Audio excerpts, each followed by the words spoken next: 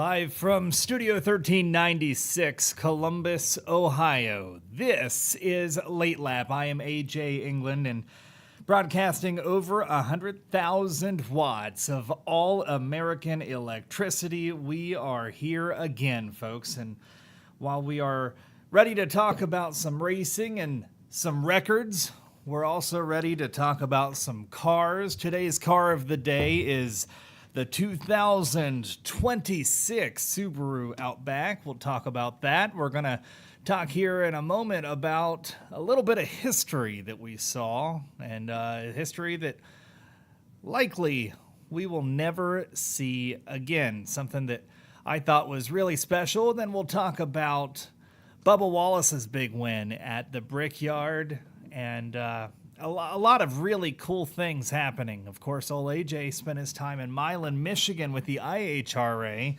We're going to get into their results here on another night this week.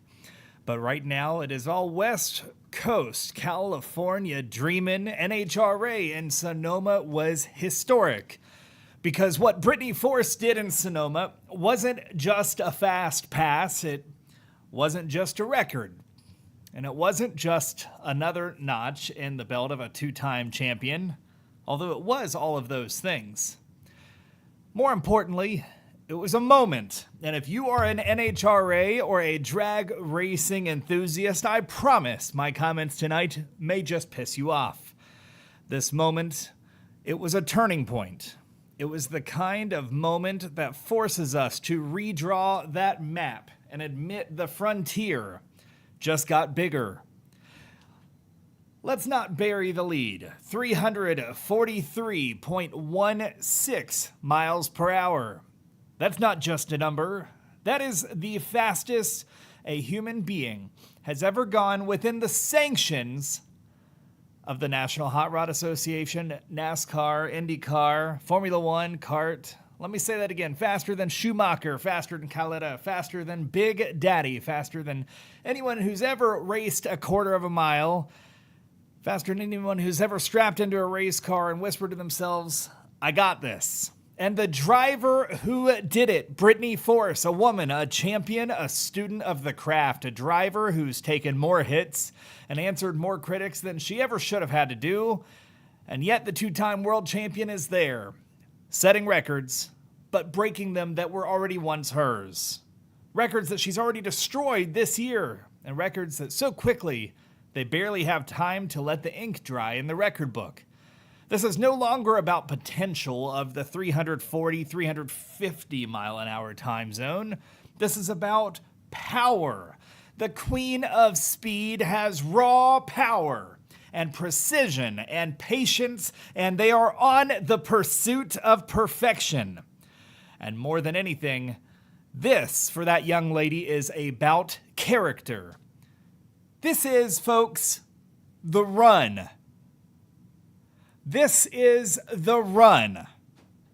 The run Brittany Force made on that cool Friday night in Sonoma wasn't just the fastest of her career. Damn it, it was the fastest in anybody's career. It was the run. And yes, let's say it loud for the folks in the back. Tony Schumacher no longer owns the run. That crown now belongs to Brittany Force, David Grubnic, John Collins, and the entire Monster Energy Chevrolet Top Fuel John Force Racing team. The run isn't a relic anymore. It's not something from 2005 that we look back at with reverence on YouTube in a recording that looks like it was made on a potato. It's not frozen in time at 337 miles an hour. It is alive. It has been redefined, and it belongs to this generation and to that team. Let's slow it down, though, and actually talk about how we got here. Because it's one thing to read a number, 343.16 mile an hour, and it's another thing to understand what it means. Before we continue, To hell with the 343 that I'm so in love with watching. How about nearly 306 miles an hour at the 8th? Take that to our Pro Mod racing friends.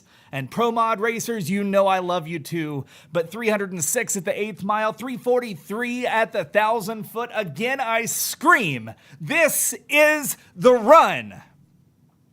It means Brittany Force's dragster was traveling 504 feet per second when it crossed the finish line. It means that and so much more. Think about it. I see you arguing in the comments. Oh man, we're upsetting some people tonight, aren't we? It means that the half-track marker, that 660-foot cone, she was already clocking 304, 305, not just speed. That's velocity at war with physics. And yet somehow it looked smooth. And that's thanks to that team behind her, mentioning Crew Chief David Grubnic. Let's take a second to talk about Grubby, because this guy isn't a tuner, he is a theorist. Somebody we've all called the mad scientist, a visionary. You want to break national records once? Get lucky. You want to break them 3 times in a month? That is David Grubnic. That is data. That is risk. And that is guts. Grubnic doesn't play it safe. He tunes at the edge of detonation. He reaches for power that other people are afraid to dream of. And he's got a driver willing to chase it with no fear of getting out of the pedal. That's the part people miss when they talk about Brittany Force. They want to talk about first-round losses. They want to talk about a slow start off the Christmas tree. Well, I know a man who had some similar moments, won a whole lot of championships. Yeah, she's driven one of the fastest cars in history most of her career, I'll give you that. But just being in the seat doesn't guarantee greatness, because I guarantee you that you and I alike could jump in Brittany's car and we couldn't get it over 200 miles an hour. It takes courage to stay in a pass like this. She felt the car move. Maybe she almost lifted. But then I guarantee you, she told herself, no, I can get there. And that moment, that's the difference between a great driver and a legendary one. And here's the other part. She wasn't even really supposed to be chasing the miles per hour. That's not the goal in qualifying. The goal is elapsed time. The goal is winning rounds. Yes, the goal is consistency. But still, when we judge our sport on but 2 statistics, ET and speed, she's got them both. And when the package is that clean, when the tune-up is right, the air is cool, and the parts are perfect, the run becomes something even greater than the plan. Now, in my truth, this isn't about Tony Schumacher. We all know what that means to the sport. It just means that this is the single most identifiable pass and run in all of drag racing history. And when she crossed that finish line, she thought they were joking. She couldn't hear the first call on the radio. Then they repeated it. 3:43. Brittany Force, a driver who seemingly has experienced everything, still couldn't believe it. She was in shock, and according to her top-end speech, she says she was elated, and she gave all of that credit to her team. I'm so proud of them, she said. And that's who Brittany Force is. She didn't thump her chest and go scream doing a full victory lap, although some of you would have loved to have watched that. She gave that microphone right back to Grubby, John Collins, Narciso, and every great person turning wrenches on the Monster Energy machine. That is Brittany's class. That's Brittany's leadership. And that's what makes the run even more powerful, is that pattern of consistency, not behind the wheel, but it was the pattern of consistency as a team. They're not a one-hit wonder. This team's been like lightning in a bottle. And even when they had that weird drought, nearly 2 years without a win, they were still like glue. This was the 4th time this year that Brittany has broke the 340 mile an hour barrier at a different track. In April, she did wild things at ZMAX Dragway, 341.59 mile an hour, defeating her top fuel record and chasing teammate Austin Prock's funny car of .68. And in June at Epping, 341.42. Just last week broke the all-time drag racing professional record, 341.85. And this week, they set in Sonoma, to hell with 342. We're going to go 343.16. We're not talking about peaking once. We're not talking about a weird fluke. We're not talking about a driver we've never heard of. We're talking about a star, one that we all adore, dominating, sustaining speed through strategic and stunning performance.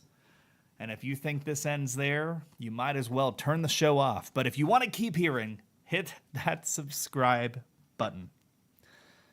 Because what Brittany Force and Dave Grubnic have done is show us that officially, and hear me out for those of you I've upset tonight, officially, though, when it comes to the speed, there essentially is no ceiling left. Because if next time they go to a race, they hit 345, it won't be as surprising. Still more impressive, a higher number, but they will go back to Sonoma, to this day, the run. That'll never be touched the way emotionally this one has hit the crowds. And we haven't even talked about that elapsed time. 364 with a 5. Another track record. Britt seemingly has all of them in the Top Fuel class. Another shot across the bow of the Top Fuel field.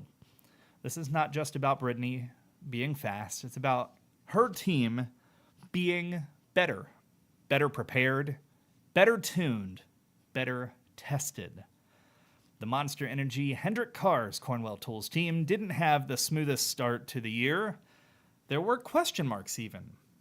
And that includes this week with many first-round exits, a little bit of shake, and from her fans and media, maybe even sometimes a little doubt. But they have a true Jimmy Johnson-style no-quit attitude, and moments like this are the result of that never die mantra. This is what happens when a crew rallies around each other, fixes the bugs, and keeps firing. This is the result of staying up late, grinding longer, digging deeper, and now they've delivered the run. This isn't just a win for Brittany. It's a win for everybody. The lovers, the haters, the sponsors, and the fans. Because while other promotions in the East were doing everything they could to be special and getting rained out, they did something absolutely monumental in the West, and it's a win for everybody. Ironically, we now know no record is safe if you have vision. So while I will continue to celebrate my friend Brittany, I don't want to pretend like this is the end of history. These records will continue. But for now, it's the fastest any driver has gone in a closed circuit, in any racing vehicle, in any track. Faster than land speed cars in competition. Faster than any Formula One. Faster than any closed course lap. And yes, faster than Tony Schumacher. While I respect Tony, and I respect what the real run means from 2005, the sport has now changed. And now, so have the standards. The run isn't memorable the way it should be. To you historians, to the great ones. To the great ones. Jack Beckman is a great historian. Jason Galvin, a wonderful historian. Alan Reinhart really knows his stuff.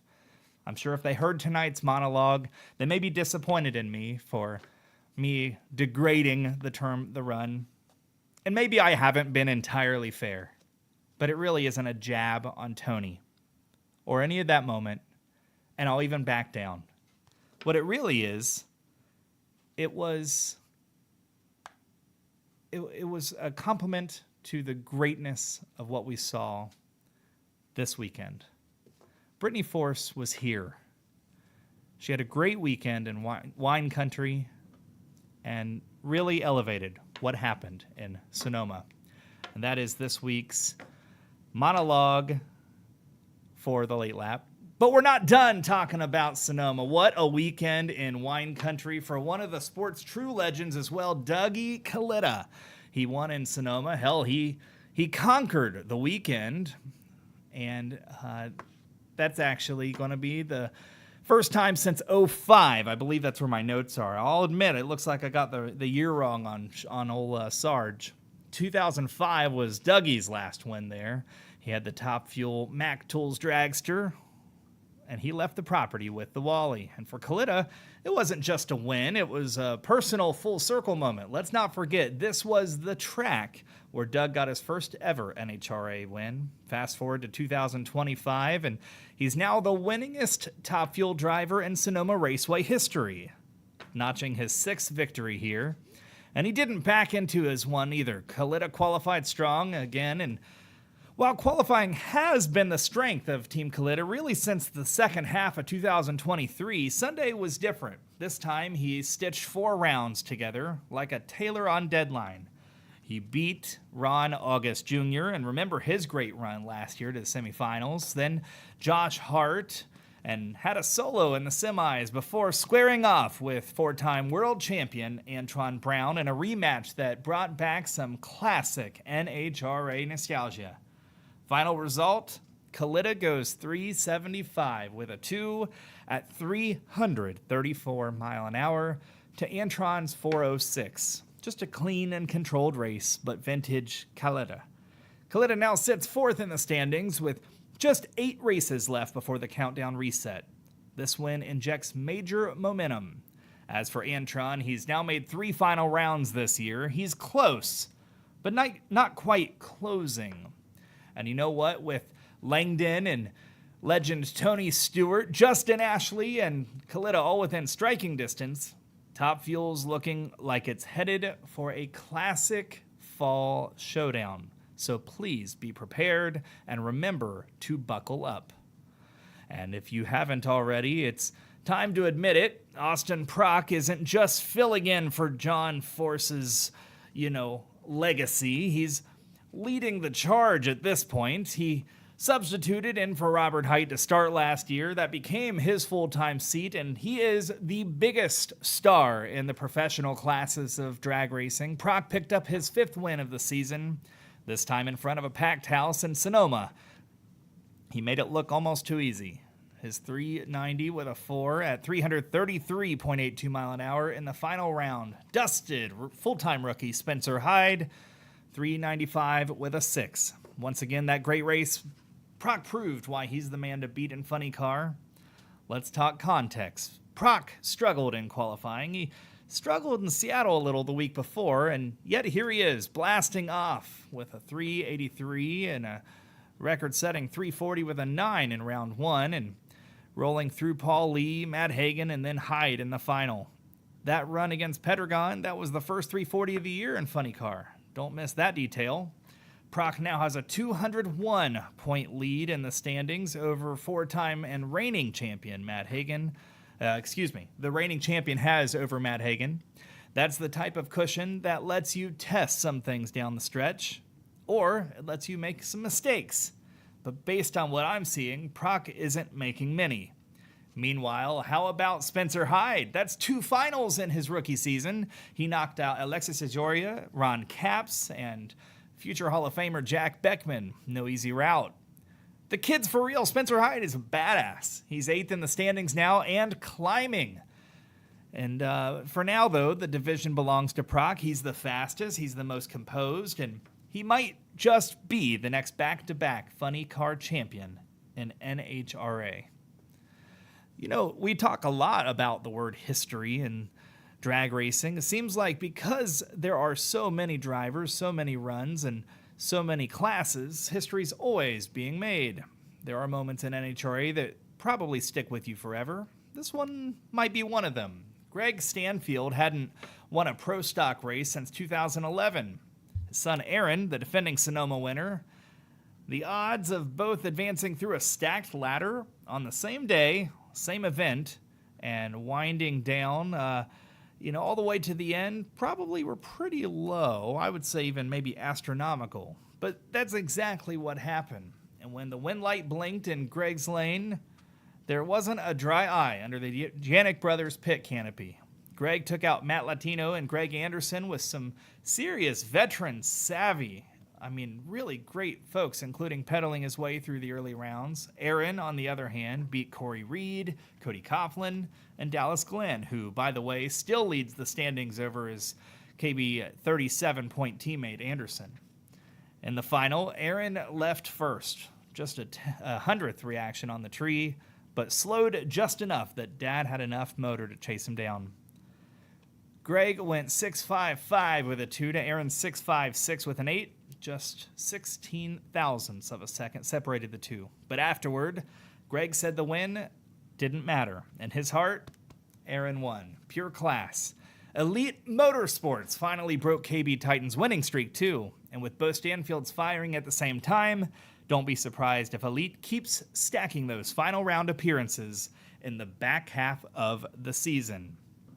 Definitely something when you see these eras and you see these consistent wins out of Kalitta and Prock and, of course, Anderson and what Glenn's been doing, it gets really exciting at times. But for some fans, it gets a little bit odd, a little hinky, a little unusual. And it's cool when, a team that once dominated has a little bit of a drought that's an elite, and now they're back on top. Well, back on top is fan favorite Richard Gadsden. He had a red light on Saturday, but doesn't matter. Richard Gadsden got his revenge on Sunday. Let's not forget, he went red by just 1,000th of a second in the final of the Getrix All-Star call-out. But instead of sulking, he's a man. He sawed up and went to work on Sunday. The result, his second career win. And both now come in the last 5 events. If you're not paying attention to this man, you should be. Riding his Revzilla Motul Vance & Hines Suzuki, Gadsden was locked in.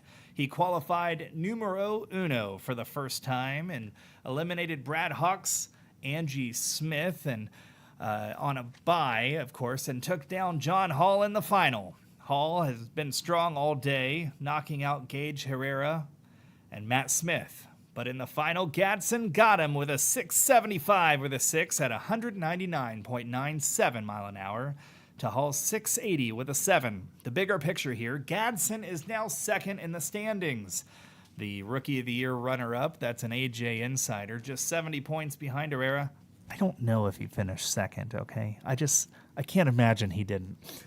Herrera, who looked unbeatable most of the year, but the momentum right now, it's all Gadsden. You don't bounce back from a red light like that unless you've got mental steel. With just a few events left before the countdown cutoff, this class might finally have the rivalry we've all been waiting for.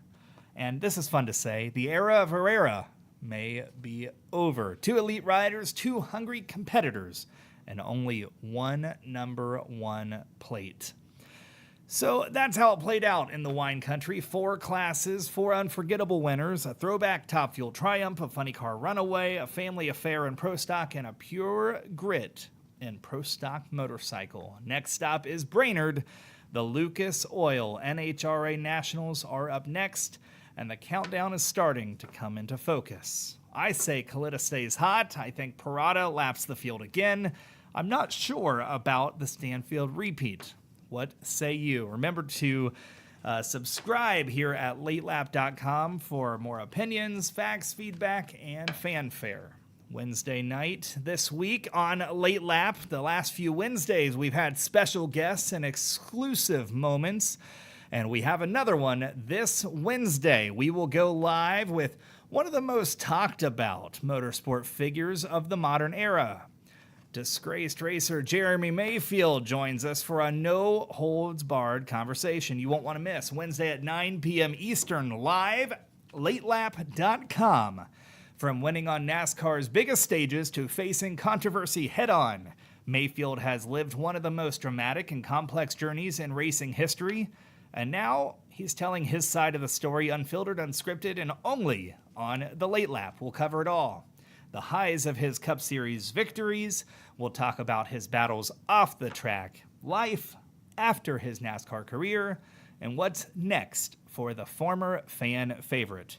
It's not your average interview. This is a real conversation with a man who's got nothing to lose and everything to say. Remember those old Dodge commercials where the young girl would get in, "Is this guy a Cammy?" And he'd be like, "Oh yeah, Is that octane 9-3 you're wearing?" "Oh yeah." They had some fun. Jeremy Mayfield will join us live Wednesday night at 9 p.m. It's going to be a lot of fun. I can't wait. It's a young man that I've never met before in Mayfield, but he sure did make history. Of course, he got that first win over Earnhardt. Didn't mean to hit him, just meant to rattle his cage just a little. Jeremy Mayfield, Wednesday night. Now, tonight we've talked a lot about history. We sure have talked a lot. And there's a new kind of history that we haven't talked about. It's something outside of the world of drag racing. It's something on the historic 2.5-mile paved oval. Not the dusty kind locked in books, but the kind of history written in the throttle pulses of horsepower and heartbreak. The kind paved not just in rubber and fuel, but in emotion and resilience. And of course, in redemption. This weekend at Indianapolis Motor Speedway, Bubba Wallace joined the 12. No, not apostles, not a courtroom jury, not a fantasy football squad. He is now the 12th driver in history. Just 12 have earned the right to say they've conquered both Talladega Superspeedway and the Indianapolis Motor Speedway. And you know those names. They're big ones. Or as the great at Liberty Bees, that asshole, said on Twitter, a stat that literally never tracked or cared about before by anyone. Fuck you. Winners Bill Elliott, Bobby Labonte, Dale Earnhardt Sr., Dale Jarrett, Jeff Gordon, Tony Stewart, Jimmy Johnson, Kyle Busch. These are huge names, y'all. Bubba Wallace just shocked the shit out of the United States and the world by winning at the greatest racetrack ever, the Indianapolis Motor Speedway. And it is big. Add Kevin Harvick and Brad Keselowski, and of course the underdog, Jamie McMurray, and now Bubba Wallace. You can let that breath end for a second. In a world where wins are everything and pressure comes not just from outside critics, but from within your own mind, Bubba Wallace walked through fire to stand among legends. He didn't back into this one. No, just like Kalitta earlier, he did it well. He didn't steal it on fuel strategy. He didn't luck out from a lightning delay. He earned the Brickyard, arguably second or third biggest race in NASCAR. I would put it 1.5 to the Daytona 500. He stared down one of the most competitive fields on one of the most sacred grounds in all of the world, and he won. But this moment is bigger than just motorsport. This is about a driver who's had his damn name dragged through the mud of public opinion, scrutinized unfairly, and look at that. The audience is dropping. We've had a great audience tonight, and they don't want to hear about him. Not my problem, y'all. Not my problem. I want to talk about him. Scrutinizing unfairly for everything from his personality to his politics to his paint schemes. This is a driver who's great. We met him in 2010. If you ever watched the Big England show, we talked about him for years on Racing Refresh and The Driller. This is a driver we have consistently supported, and I love when he wins because I really don't care where anyone, the drivers or the fans, fall on the political side. I do care that we admit that he's a damn good driver. And yet, there he is, standing on the Art of Bricks. Him and his beautiful wife and his son, Beck, they're making out with a whole bunch of oil-covered bricks, doing burnouts in front of the crowd. And just a few short years ago, would have doubted, perhaps, that he would even have made it this long. He said, and watch your ears, folks, this has been a long fucking road. That's what he said on the radio that night. And he was right. And he's walked every mile of it. Now, it's a guy who once told his girlfriend that racing is everything, and now tells the world that fatherhood is. A man who thought being fined $50,000 was once a breaking point, but instead found that it was a turning point. It's a man who's raced for the U.S. Army and the Petty family. He's a man that has now raced for Michael Jordan and Denny Hamlin, Chevy and Ford and Toyota. And he started to rebuild himself from the inside out after being pretty much broken by expectation. And how did he do it? Not by reinventing the wheel, not by some grand revelation, but by getting out of his own way. Wallace said it himself. He said it was probably 20 laps to go, and he's telling himself, I'm not going to be able to do it.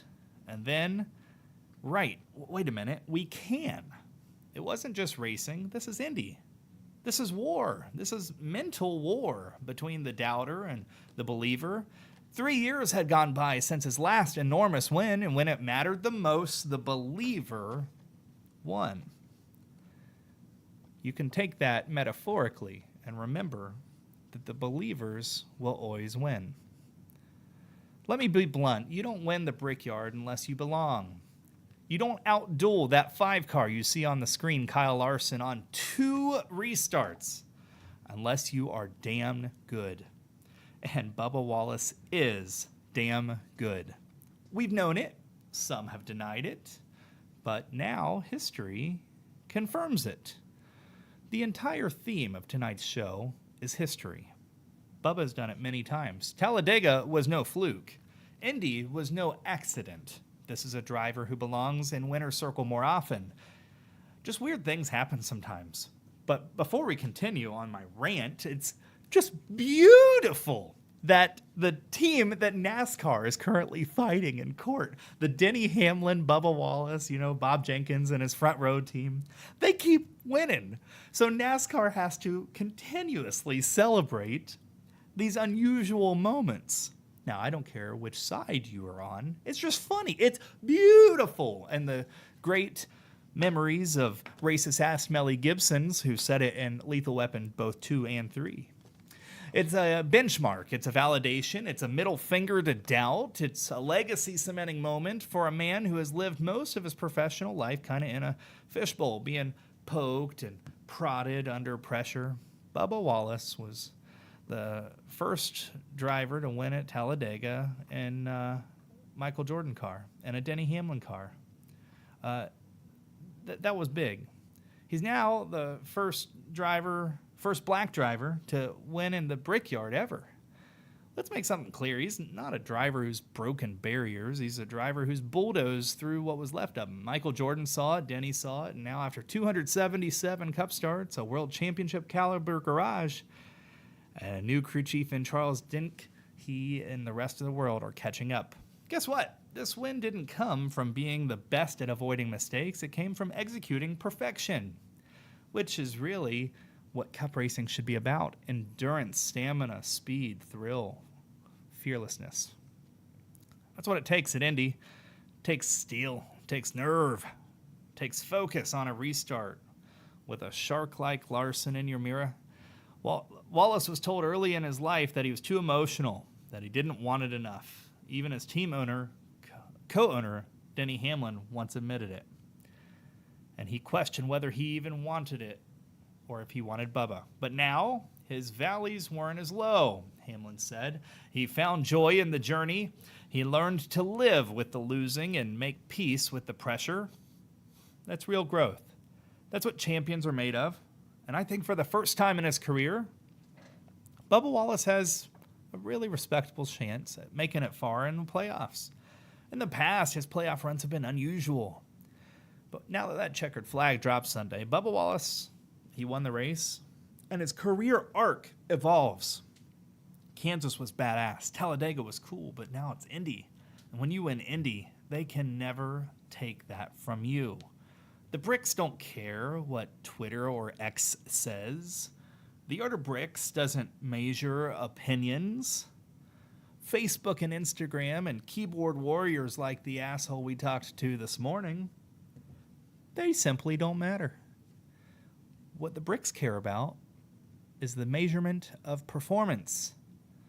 And Bubba Wallace measures up. So what now? Now he rolls into the playoffs, already a winner. Now he rolls into the garage every week as that guy, the guy that won Indy and Dega. Whether he ever wins another race or not, whether the doubter inside his head ever rises again or not, one thing is forever true. Bubba Wallace is part of NASCAR's very unique fraternity known as now the 12. More than that, he's the one who proved that sometimes the toughest race of all is the one between your ears. The one where it's you, your brain, and your face, and all of your muscles crammed behind that steering wheel, ready to go. He won the war within, and that is what it takes to make him this week's legend. And something we haven't done in about a month now, folks, is my favorite segment. If you're a usual tuning in, you know it's the car of the day.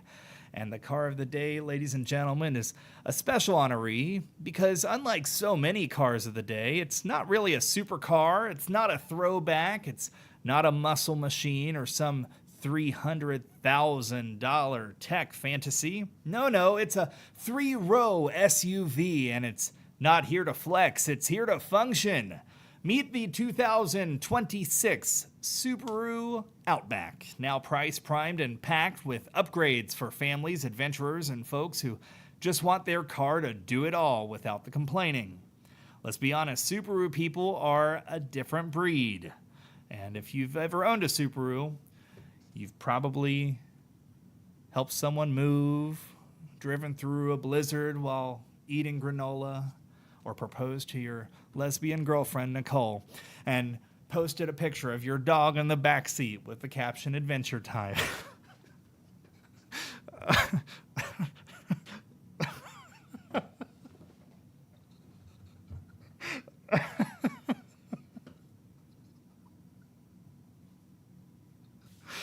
Oh, shit. Oh, man. It's great when it's live, isn't it? Oh, how do we turn this back on? How do we get out of here? Oh, it don't matter. Car of the day, 2026 Subaru Outback. Folks, I'm so glad that so many of you have been continuing to push me and tell me what you love about the show and what you don't. That you seem to care about the automobile and the world of racing just as much as I do. And you respect me enough to disagree with me, but still hang on. And to many of you who do your own programs, and I am talking to many different people, you know I'm always watching, and I wish you all the very best. As I say at the end of every great show, be kind to yourself, be kind to others, smile, be happy, and until then, take care. And to our friends in the South, sea amable consigo mismo, sea amable con otros. Sonría, sea feliz. Hasta entonces, cuídese. Good night, everybody.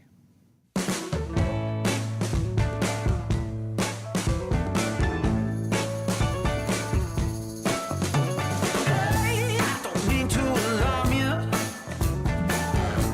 and I don't want